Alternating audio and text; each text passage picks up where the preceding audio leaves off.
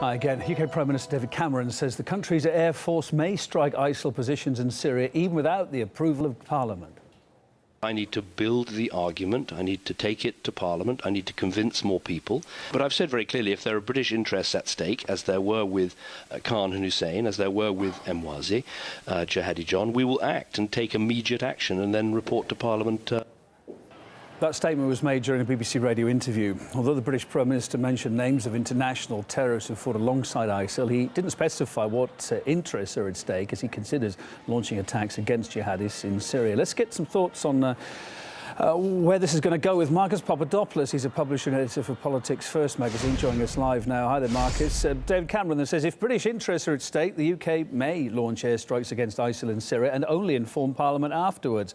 What exactly might trigger those strikes without approval, bearing in mind, of course, 2 years ago he asked for approval and didn't get it?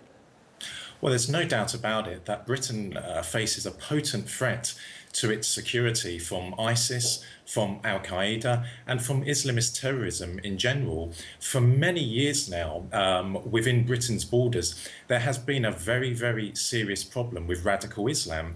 And this problem has not been addressed by politicians, by successive British governments, mainly due to political correctness. But I think now Prime Minister Cameron, his government and the British public in general will have viewed the dreadful attacks in Paris with great alarm, because if those sort of terrorist attacks can happen in Paris, then they can certainly happen in London as well.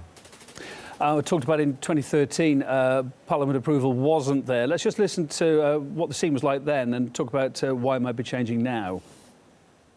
It is clear to me that the British Parliament, reflecting the views of the British people, does not want to see British military action. I get that, and the government will act accordingly. But 2 years is a long time. Do you think the groundswell of opinion is changing now? Do you think Parliament would back him? Well, in August 2013, Prime Minister Cameron put the case out that Britain should launch military strikes against the Syrian government, against the Syrian armed forces. And of course, the British public, they didn't buy that case. They did not believe that there was any threat from the Syrian government and the Syrian army to British security, and they were absolutely correct.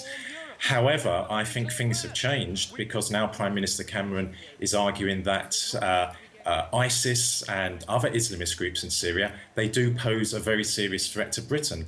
And I think the British public accepts that.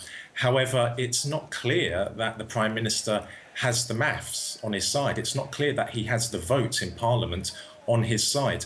So I think I think that we can't exclude that as a reason as to why Prime Minister Cameron may authorise. But even after what happened to the weekend in Paris?